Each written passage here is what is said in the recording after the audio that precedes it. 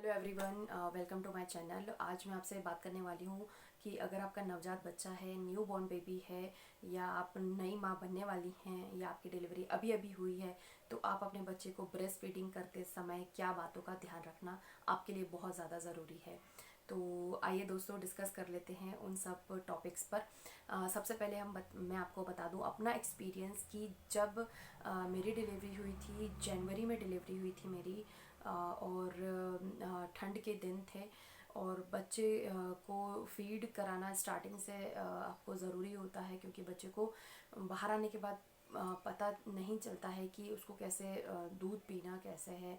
तो कई बच्चे, जैसे कई माओं को दूध आने में भी समय लगता है, उनको मिल्क प्रोडक्शन आने में दिक्कत होती है। नॉर्मल डिलीवरी में भी अगर फर्स्ट आपकी डिलीवरी होती है तो फर्स्ट प्रेगनेंसी में भी आपको मिल्क आने में टाइम लगता है। जैसे मुझे आफ्टर डिलीवरी यानी डिलीवरी के 3 दिन तक के फीडिंग करने में दिक्कत आई थी, और फिर उन्होंने मुझे लैक्टोजिन लैक्टोनिक ग्रेनुअल्स मुझे दिया था, जिससे मुझे, और मैं दूध पीती थी दिन में 3 से 4 बार, और हल्दी वाला दूध होता था, और जो सौंठ के लड्डू होते हैं जो डिलीवरी में बनाए जाते हैं, वो लड्डू मैंने खाए थे। उसके बाद से, और दलिया दलिया जो होता है, वो मूंग की दाल और दलिया जो होता है वो मिल्क प्रोडक्शन बढ़ाता है। ये सारी चीज़ें करने के बाद आफ्टर 3 डेज कंटिन्यूसली बहुत अच्छे से मैंने, अभी तक 11-10 मंथ्स होने वाले हैं, कंटिन्यू ब्रेस्ट फीडिंग मैं कर रही हूँ। तो अभी जब आपकी फर्स्ट डिलीवरी होती है तो आपको ब्रेस्ट फीडिंग के लिए काफ़ी दिक्कत आती है। ब्रेस्ट फीडिंग स्टार्ट जब कर देते हैं, जब नई लड़कियां हैं या नई माएँ हैं या जिनकी फर्स्ट प्रेगनेंसी है, जिन्होंने कभी ज़्यादा बच्चों को हैंडल नहीं किया है, उनके लिए बहुत ज़्यादा ज़रूरी है कि वो अपने बच्चे को एक्स्ट्रा केयर करें। क्योंकि जो नवजात बच्चा होता है उसको नहीं पता होता है कि उसे कैसे दूध पीना है, कितना दूध पीना है, कब पीना है, ये सारी चीज़ें उसे नहीं पता होती हैं। जब मेरी बेटू जब हुई थी, तो मैं स्टार्टिंग में, क्योंकि बच्चा बहुत ही छोटा होता है, बहुत ही नाजुक होता है और बहुत ही छोटा होता है, और ठंड में वो ये अच्छा बेनिफिट होता है कि आप उसे लपेट के रखते हैं बहुत सारे कपड़ों में, तो वो थोड़ा सा हैवी और पकड़ने में आ जाता है आपको। तो जब मैं उसे फीड कराती थी तो मैं अपनी गोदी में 2 तकिए रखती थी, अपनी गोद में तकिए के ऊपर बेबी को लेटाती थी, और वो बेबी मेरे इजीली मेरे ब्रेस्ट तक आ जाता था। गोदी में तकिया रखने के बाद बच्चे को ऊंचाई मिलती है और वो इजीली फीड करने में इजी हो जाता है, तो वो बच्चा दूध अच्छे से पी पाता है। आप अगर उसको जो स्टार्टिंग के 3 मंथ्स या 6 मंथ होते हैं, आप बैठ कर ही दूध पिलाइए बच्चे को, कभी भी लेट कर दूध नहीं पिलाना है। वो अलग बात है कि कहते हैं कि लेट के दूध पिलाने से कान में या नाक में या कहीं पे बॉडी पार्ट में दूध भर जाता है, वो सेकेंडरी मैटर है। पर फर्स्ट प्रायोरिटी ये है कि अगर बच्चे को आप लेट के दूध पिलाएंगे तो आपके ब्रेस्ट में जब मिल्क आता है तो वो काफ़ी हैवी हो जाते हैं, भर जाते हैं दूध से। तो वो बच्चा के जो सिर्फ जो ब्राउन वाला पोर्शन होता है वो नहीं उसके मुंह में जाता है, सिर्फ वो निप्पल को सक करता है। तो जब हम ब्रेस्ट फीडिंग करते हैं तो बच्चे की जो नाक होती है, जब हम खाना खाते हैं तो हमें भी सांस लेने की ज़रूरत पड़ती है, तभी हम खाना खा पाते हैं। तो सेम थिंग बेबी को भी, जब वो फीड करता है तो उसको पीते पीते नींद आने लगती है, और उसको ध्यान नहीं रहता है कि उसको सांस आ रही है या नहीं आ रही है। वो दूध पीते पीते छोड़ भी देते हैं बच्चे, क्योंकि जब न्यू बॉर्न बेबी होता है तो वो मुश्किल से 5 मिनट 10 मिनट दूध पीता है और सो जाता है, क्योंकि पूरे टाइम बच्चा सोता ही रहता है। स्टार्टिंग के 3 मंथ बच्चा सोता ही रहता है। स्टार्टिंग के 3 मंथ में आपको बहुत ज़्यादा केयर करनी है। इवन 6 मंथ तो करना ही है, लेकिन जो अर्ली 3 मंथ्स होते हैं उसमें आपको इतनी सी भी लापरवाही नहीं करनी है बच्चे को फीड कराते समय। अच्छा, फर्स्ट आप ये कर सकते हैं कि जब आप नई माँ हैं तो आप अपने गोद में 1 या 2 तकिए रख लीजिए, उसके ऊपर बेबी को आराम से लेटा लीजिए और फिर आप फीड कराइए। तो उससे बच्चा भी अच्छे से दूध पिएगा, क्योंकि उसका जो दूध है वो अगर ऐसे पोर्शन में रहेगा गोद में अगर वो ऐसे पोर्शन में रहेगा तो उसका जो दूध है वो पूरा आराम से पेट में उतरेगा। अगर वो ऐसा लेटा रहेगा तो उसको दूध पीने में दिक्कत आएगी। तो हम ऐसे उसको रखेंगे तो उसको दूध पीने में दिक्कत नहीं होगी। फर्स्ट मैंने आपको बता दिया कि आपको तकिया लेकर के उसको दूध पिलाना है, तकिए पे रख के। 3 मंथ आपको ऐसा करना है। आफ्टर 3 मंथ्स आपको, जब बेबी थोड़ा सा उसकी हाइट हो जाती है, थोड़ा सा वो ग्रोथ हो जाती है, उसके बाद आप अपने पैर के नीचे, यानी अगर आप लेफ्ट साइड पिला रहे हैं तो लेफ़्ट साइड के पैर के नीचे आप तकिया लगा लीजिए ताकि उसकी पोर्शन ऐसी हो जाए, पोजीशन ऐसी रहे, वो दूध पिए तो उसका पेट में सारा दूध जाए।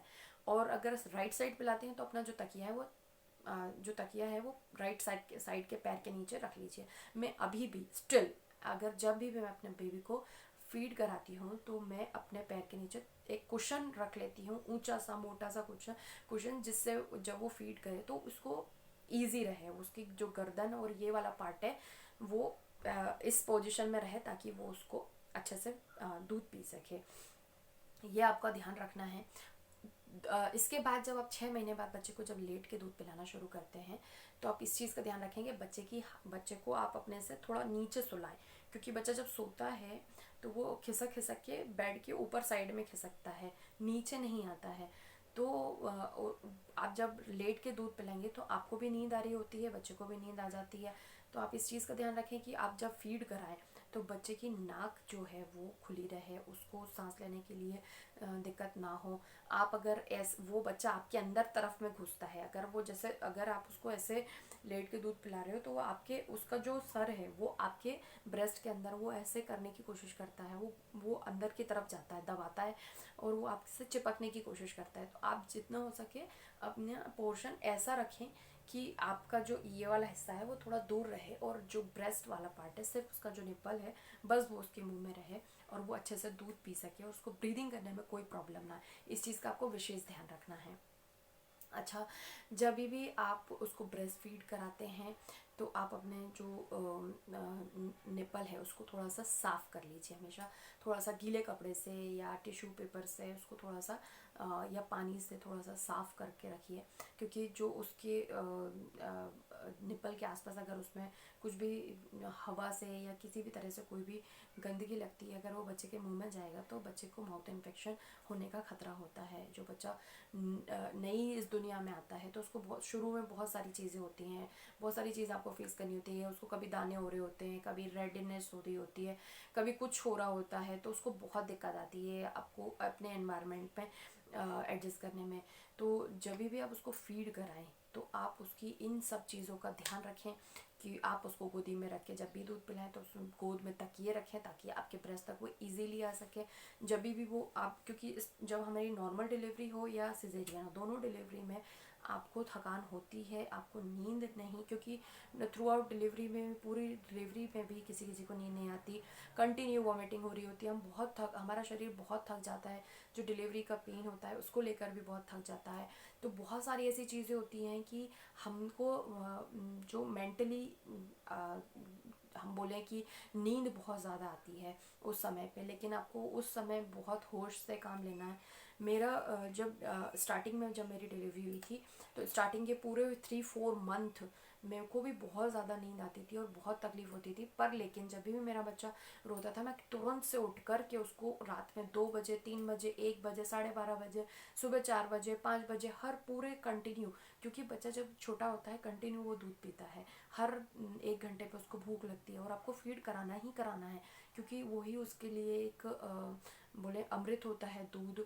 जितना वो अच्छा दूध पिएगा उतना ही उसकी बॉडी में स्ट्रॉन्ग, उसकी जो बॉडी होगी वो बहुत स्ट्रॉन्ग होगी, अंदर से उसकी बोन्स स्ट्रॉन्ग होंगी, उसका इम्यून सिस्टम स्ट्रॉन्ग होगा, बहुत सारी बीमारियों से वो बच जाएगा। तो आपके बच्चे की हेल्थ के लिए आपको शुरू के 6 मंथ आपको ये करना ही पड़ेगा। और आप उसको ऐसे डील कर सकती हैं कि आप सोचिए कि आप कितनी लकी हैं कि आपको ये सब चीज़ें फेस करने को मिल रही है, क्योंकि बहुत सारे इस दुनिया में ऐसे लोग हैं जो इन सब चीज़ों के लिए तरसते हैं, वो एक बेबी की केयर करने के लिए, माँ बनने के लिए वो तरस जाते हैं। तो आप उस चीज़ को रिस्पेक्ट करिए, हमेशा अपने बच्चे को प्रायोरिटी दीजिए। मैं भी घर में अकेली रहती हूँ, मेरे हस्बैंड है, मैं बराबर अपना भी केयर करती हूँ, बेबी का भी करती हूँ और अपने हस्बैंड का भी केयर करती हूँ। तो जो वाइफ्स या जो वुमेंस जो अकेले हैं, जो खुद भी केयर खुद कर रही हैं, खुद की भी और बच्चे की भी, तो उनके लिए बहुत ही ये मोटिवेशनल चीज़ है और वो एक आइडल पर्सन है दूसरों के लिए जो नहीं कर पाते हैं उनके लिए। तो आप अपने बेबी का केयर कीजिए, उसे प्रायोरिटी दीजिए।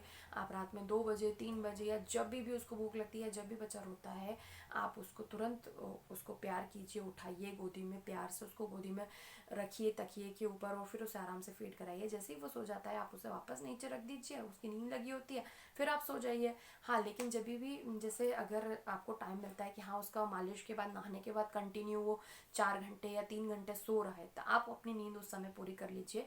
और शुरू के 3-4 महीने में बच्चा पूरे टाइम सोता ही रहता है, या अगर उठता भी है या जग रहा भी होता है तो वो बेड पे ही हाथ पैर मूवमेंट करेगा, इसके अलावा वो बेड से लुढ़कना या इस तरह की कोई कोई एक्टिविटी नहीं करता है। तो अपना बाकी जो आपका काम है आप उस समय कर लीजिए, लेकिन हमेशा बच्चे को प्रायोरिटी दीजिए, क्योंकि उसको जो लव केयर की ज़रूरत है वो आपकी रिस्पॉन्सिबिलिटी है। आप उसको इतना इतना लव केयर प्यार उसको अफेक्शन दीजिए, आपको खुद अंदर से इतना प्यार आपके अंदर आ जाता है, पता नहीं, बस ये कुदरत का ही देन है कि जैसे ही आप माँ बनती हैं तो आपके अंदर बहुत बड़ा एक चेंज आता है, आपकी प्रायोरिटीज़ बदल जाती हैं। आपके लिए आपके बच्चे के सिवा आपके लिए कोई इतना मायने नहीं रखता है, और आप खुद भी अपने आप को कम देखती हैं उसके आगे, और उसकी केयर सबसे ज़्यादा इम्पॉर्टेंट होती है। तो इस उसके लिए तो इतना तो बनता ही है कि आप उसकी केयर करें, प्रायोरिटी दें उसे। और जब उसको अच्छे से ब्रेस्ट फीडिंग करें, अपनी नींद को अपनी साइड में रख दीजिए कुछ टाइम के लिए। अप्रॉक्सीमेट 4 to 6 मंथ आपको ये करना है। आफ्टर 6 मंथ आप उसका एक शेड्यूल बनाइए, और उसके शेड्यूल पे अगर आप काम करेंगे तो आपके लिए चैलेंजेस जो होते हैं वो बहुत इजी हो जाते हैं। आप अगर बेबी के शेड्यूल के बारे में, उसके टाइम टेबल के बारे में अगर मुझसे डिस्कस करना चाहते हैं तो प्लीज़ मुझे कमेंट बॉक्स में लिख के बताइएगा। मैंने अपने बेबी के टाइम टेबल स्टार्टिंग से ही सेट किए थे, 1 मंथ 2 मंथ्स की थी वो, तब से मैंने उसके टाइम टेबल सेट किए थे। अभी तक उसका हर चीज़ टाइम टू टाइम होता है, और मुझे बहुत हेल्प मिलती है इससे कि मैं अकेले होने के बाद भी अपना घर भी मैनेज कर पाती हूँ, खुद को भी अच्छे से टाइम दे पाती हूँ, और अपने बच्चे का भी बहुत अच्छे से ख्याल रख पाती हूँ। तो आप भी अपने बच्चे की टाइम टेबल सेट करने के लिए अगर आप मुझसे डिस्कस करना चाहते हैं तो प्लीज़ आप कमेंट बॉक्स में लिखिएगा। Thank you so much. आज की वीडियो में इतना ही। Thank you.